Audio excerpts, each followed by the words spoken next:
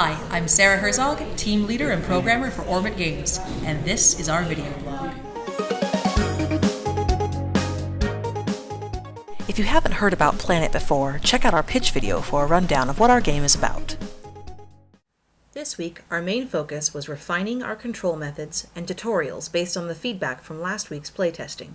We created several builds, each using different control methods, and had other DARE teams test them. Thankfully, the results were fairly clear, and we'll be moving forward with our original tilt-style control method. We also improved our tutorials substantially, simplifying them by separating each into a tiny level of its own. In one level, all the player can do is run around the edge of the planet. In the next, they can only dig. Finally, the player can dig and tilt. Keeping this simple with fewer distractions has definitely helped new players pick up the game quickly. We've also been starting to work on improving the game visually, with all the tiny details that will make the finished product polished. We added dynamic zoom, so the player gets the advantage of seeing the whole planet and a frame of reference centered on the planet's core, but also gets good visual feedback. We've also started working on various other touches that will improve the game in both visual and audio aspects, including more dynamic backgrounds, vocalizations for the characters, and various color schemes for different planets. Let's get some more details from each of the team members. Hey Greg, so what have you been working on this week? Well, in light of last week's focus testing where the tutorial was kind of it didn't work. I had to explain it to every single kid that came around. So we've revamped our entire tutorial thing. So we now have like 3 tutorial levels. And there's one up here, which might run if I do it.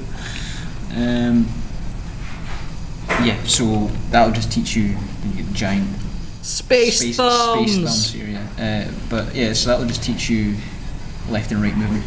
It's a very, very simple level. But then we've got another one for digging and another one for rotation, and those are the first kind of 3 levels. So today we just got back from going downstairs to some of the other teams and testing the game with them, and I felt, well, we were testing different controls, different input schemes with them, but I think the tutorial worked across the board. Everyone seemed to get it, so that's been a big positive. The other thing we took away from the focus testing last week was that a lot of kids were trying to, when they were rotating, we wanted them to tilt, but they were turning the entire phone all the way around. So we tried implementing a one-to-one rotation method. So we just went and tested that with a whole bunch of people there, because we are no longer very good judges of what's good and what isn't, being this far into it. So it seemed to be pretty inclusive from who we tested. The vast majority of people seem to enjoy the tilt mechanic, but we've had some suggestions from that, and we're going to try a few alterations on it. So we've just been working on that mainly, and it's all kind of polished now. We've got 2 weeks left.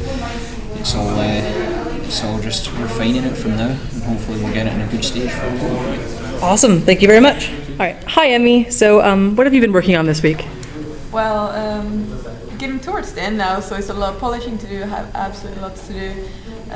We've got trailer coming up, so I'm working on making visually interesting things to put in there. And for example, we got a few levels, so I want them to look different. So I'm working on different color schemes at the moment. Okay, cool. And that's what you've got up here, just one of those? Yeah, different planets, different backgrounds as well. All right, awesome.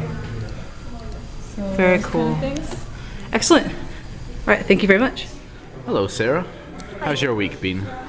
Pretty good. Lots of stuff going on. One of the big things this week is we had to do some testing to decide which input method was going to be better. So I was doing a lot of work on the one-to-one input method, just to try that out, experimentation. I also did a lot of work on the camera controls for our game. Since we decided we really liked both the zoomed out version and the zoomed in version of the game, we wanted to have some kind of compromise, so we created a dynamic zoom that is centered on the planet, and as you get close to the center, it will zoom in somewhat, and then as you move back out, it zooms out again. And so far, it's been very successful. People barely notice it, but when they do, they really like it, so it's very subtle, and it still lets them get a lot more visual feedback. So that's been a pretty big success, I think. Oh, sounds pretty good. Yep. Well, thanks very much. Thank you.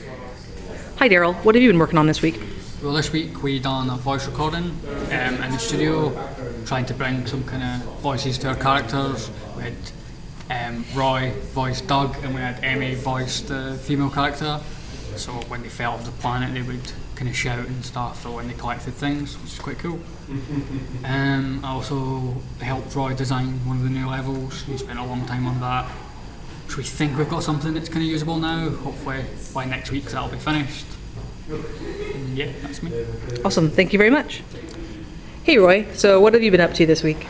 Well, this week we've been hard at work on our 6th level, which introduces boulders to the gameplay.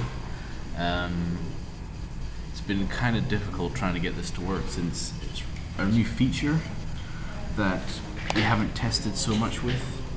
Right. But it's really difficult to get working because you're pretty much controlling it the same way you control your character. Right. So once you get your character near the boulders, it's almost impossible to get them apart. And if you want to get your puzzles to involve the player walking on top of the boulders and then having them move away, it could be a bit finicky and fiddly, and the players probably don't expect that to be part of the gameplay. So you're gonna need a lot of pulling teeth to get to work. Okay, yeah, and you've been hard at work on that pretty much all week. You also did some stuff with the tutorials, isn't that right? Yeah, I got the tutorials done, put them up to Unity, let Greg have a go at them, and I also made little thumbs. The space thumbs are your doing. Yes, they are. All right. Next week, we'll be submitting our official trailer for the game. This means we'll be doing everything we can to prettify the game as much as possible, both visually and in audio. We'll probably be doing some more recording as well. We'll be posting the finished trailer on Friday, so look forward to it. Thanks for watching our blog. You can check back every week for updates and also follow us on Facebook and Twitter.